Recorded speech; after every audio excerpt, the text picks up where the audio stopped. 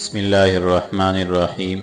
واقعی رحمۃ اللہ علیہ نے بسلسل روایت بیان کیا ہے کہ جب طلحہ بن خویلد اسدی نے دعوی نبوت کیا تھا اور حضرت خالد بن ولید رضی اللہ عنہ نے اس پر فوج کشی فرمائی تو اثناء جنگ میں اس نے یہ سنا تھا کہ انہوں نے مسلم کذاب، شجاع اور اسود عنسی کو بھی کیونکہ انہوں نے بھی نبوت کا دعویٰ کیا تھا قتل کر ڈالا ہے۔ یہ سن کر اس نے اپنی جان کا فکر پڑا تھا اور یہ آپ سے ڈر کر اپنی بیوی کو اپنے ساتھ لے کر رات کے وقت شام کی طرف بھاگ گیا تھا۔ شام میں پہنچ کر یہ قومی کلب کے ایک آدمی کے یہاں مہمان ہوا اور اس نے اس کی اچھی طرح خاطر و مدارت کی۔ وہ شخص مسلمان تھا۔ کچھ مدت کے بعد اس نے اس کا حال اور اس پر جو افتاد پڑی تھی عذرائے شفقت دریافت کی۔ اس نے اپنا سب قصہ یعنی نبوت کا دعویٰ کرنا، حضرت خالد بن ولید رضی اللہ عنہ کی فوج کشی، اپنی حزمیت اور فرار سب کچھ بیان کر دیا۔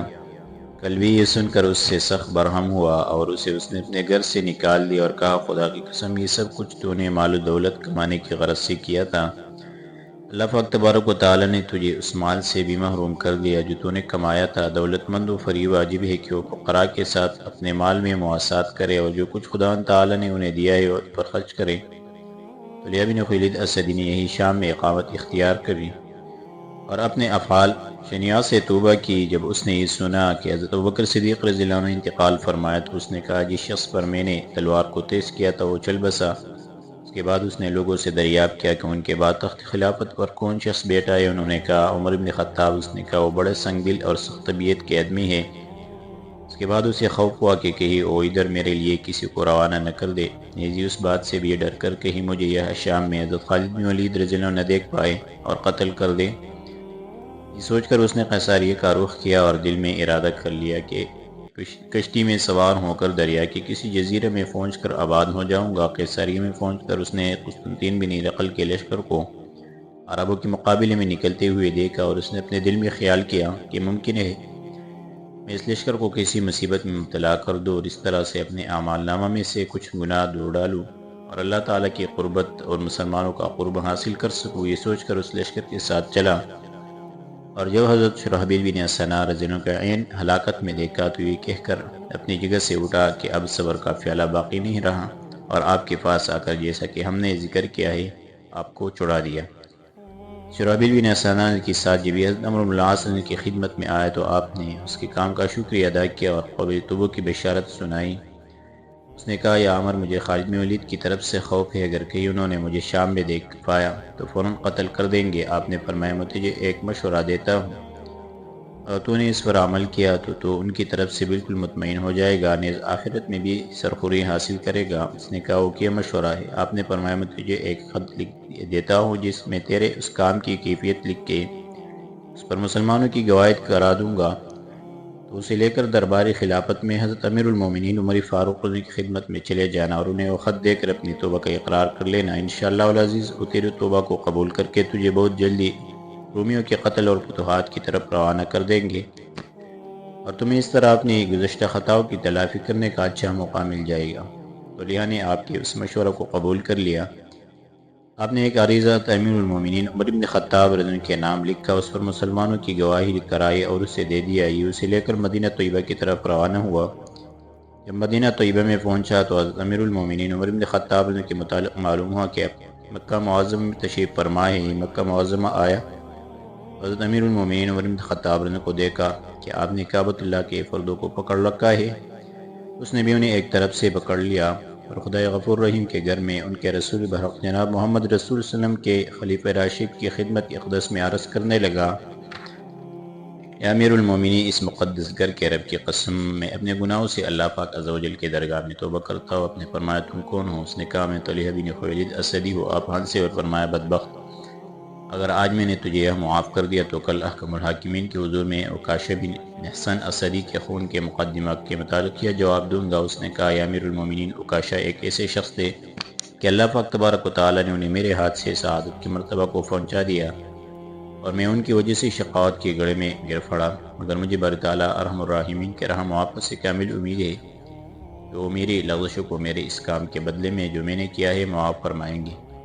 آپ نے فرمایا تو نے کیا کام کیا ہے؟ اس نے حضرت عمرو بن العاص کا خط نکال کر پیش کر دیا۔ آپ نے اسے پڑھا، خوش ہوئے اور فرمایا تجھے بشارت ہو کہ اللہ پاک غفور رحیم ہے، وہ تیرے گناہوں کو بخش دیں گے اس کے بعد اسے حکم دیا کہ جب تک میں مدینہ منورہ چلوں تم یہی میرے پاس رہو، وہ آپ کی خدمت میں پڑا رہا۔ جب آپ مدینہ طیبہ میں واپس تشریف لائے تو اس کو آپ نے اہل فارس کی مہم پر روانہ کر دیا۔ وقیدی رحمۃ اللہ علیہ کہتے ہیں کہ ہم اس قصے کے بعد اب پھر اسی بیان کی طرف رجوع کرتے ہیں۔ جب سردار قیدیمون طلحہ بن خویلد اسدی کے ہاتھ سے جہنم میں چلا گیا اور حضرت شرحبیل بن حسنان کو نجات مل گئی تو حضرت شرحبیل بن حسنان اور طلحہ حضرت عمرو بن العاص کے لشکر میں چلے آئے، کیونکہ بارش کا پانی بھی موسلادھار پڑا رہا تھا اور سردی سخت ہو رہی تھی، اس لیے فوجیں لڑنے سے رک گئی، اور چونکہ اکثر مسلمانوں کے پاس خیمے ڈیرے نہیں تھے اس واسطے انہیں بے انتہا اذیت پہنچی۔ آخر یہ پریشان ہو کر جابیہ کی طرف لوٹے اور اس کے گھروں میں آ کر فنا لی۔ اللہ پاک تبارک و تعالیٰ کی رحمت سب سے بڑی مسلمانوں کے حال پر یہ ہوئی کہ قیدیمون کے قتل کی وجہ سے قسطنطین کے دل میں مسلمانوں کی ہیبت بیٹھ گئی اور وہ سخت مرعوب ہو گیا، اور اس کی وجہ یہ تھی کہ قیدیمون اس کی سلطنت کا رکن اور اس کی قوت بازو سمجھا جاتا تھا۔ اس نے عمراء سلطنت و افسران فوج کو جمع کر کے ان سے مشورہ کیا اور کہا، معاشر روم، تم جانتے ہو یرموک کے میدان میں ان عربوں کے سامنے اتنے بڑے لشکر نے بھی ثابت قدمی نہیں دکھلائی تھی۔ میرا باپ ہرقل ان کے ڈر کے مارے کہ میں کسی مصیبت میں گرفتار نہ ہو جاؤ قسطنطنیہ چلا گیا، یہ عرب و تمام ملک شام کے مالک ہوئے گئے اور اس ساحل کے سوا کوئی شام کا چپا ایسے نہیں رہا جس پر وہ قابض نہ ہو۔ مجھے ڈر ہے کہ ان کی کچھ فوج بڑھ کر قیصاریہ پر حملہ آور ہو کر اس پر قابض نہ ہو جائے، اس لیے مناسب یہ ہے کہ ہم قیصاریہ میں واپس چلے جائیں۔ انہوں نے کہا، واقعی آپ کی رائے بہت صائب ہے۔ چنانچہ جب رات ہوئی تو اگرچہ پانی پڑ رہا تھا مگر یہ راتوں رات قیصاریہ کی طرف بھاگ گیا۔ سعید بن جابر نے کہتے ہیں کہ مسلمانوں کی حالت پر یہ سب اللہ تعالیٰ کا فضل تھا، اور بس کہتے ہیں کہ چوتھے دن ابر پھٹا آسمان نظر آیا اور دھوپ نکلی تو ہم جابیہ سے رومیوں کی لڑائی کے لیے نکلے، مگر میدان میں ان کا کہیں نام و نشان نہیں دیکھا۔ خدا کی قسم ہمیں آفتاب کے نکلنے سے رومیوں کے بھاگ جانے کی زیادہ خوشی ہوئی۔ حضرت عمرو بن العاص نے حلب میں ابو عبیدہ بن جراح کو حسب ذیل خط لکھا، بسم اللہ الرحمن الرحیم، اس طرف حضرت عمرو بن العاص سہمی بعال خدمت سپہ سالار لشکر اسلامی حضرت ابو عبیدہ بن عامر جراح رضی اللہ عنہ، السلام علیکم ورحمۃ اللہ وبرکاتہ، ان الحمدللہ الذی لا الہ الا هو واشکرہ علی ما فتحنا من نصری، اما بعد، یا صاحب رسول اللہ، قسطنطین بن ہرقل 80,000 فوج لے کر ہمارے مقابلے میں نکلا تھا۔ ہمارا اس کا مقابلہ نخل کے مقام پر ہوا۔ شرحبیل بن حسنان نے گرفتار ہو گئے تھے، جس نے آپ کو گرفتار کیا تھا اس کا نام قیدیمون تھا اور وہ قسطنطین کا ماموں ہوتا تھا، مگر اللہ پاک تبارک و تعالیٰ نے انہیں طلحہ بن خویلد اسدی کے ہاتھ سے رہائی دلائی اور قیدیمون کو قتل کرا دیا۔ میں نے حضرت امیر المومنین رضی اللہ عنہ کی خدمت اقدس میں ایک عریضہ لکھ کر اس کے ہمراہ طلحہ کو دربار خلافت میں بھیج دیا ہے۔ خدا کے دشمن قسطنطین کو ہضمیت ہوئی، میں جناب کے جواب کا منتظر ہوں۔ تمام مسلمانوں سے سلام کہہ دینا، والسلام علیکم۔ اسے لکھ کر آپ نے حضرت جابر بن سعید حضرمی کے ہاتھ روانہ کیا۔ حضرت عبیدہ بن جراح رضی اللہ عنہ اسے پڑھ کر مسلمانوں کی سلامتی اور کفار کی ہضمیت سے خوش ہوئے اور حسب ذیل جواب تحریر کیا، بسم اللہ الرحمن الرحیم، حمد و صلوات کے بعد تمہارا خط پہنچا، میں نے مسلمانوں کی سلامتی پر اللہ تعالیٰ کا شکریہ ادا کیا، اور اس خط کے دیکھتے ہی قیصاریہ پر پوچھ کشی کر دو۔ میں اس خط کے ساتھ سور عکا اور طرابلس کی طرف جا رہا ہوں، والسلام۔ یہ خط آپ نے جابر بن سعید حضرمی رضی اللہ عنہ کو دیا اور حکم فرمایا کہ اسے لے کر واپس چلے جاؤ۔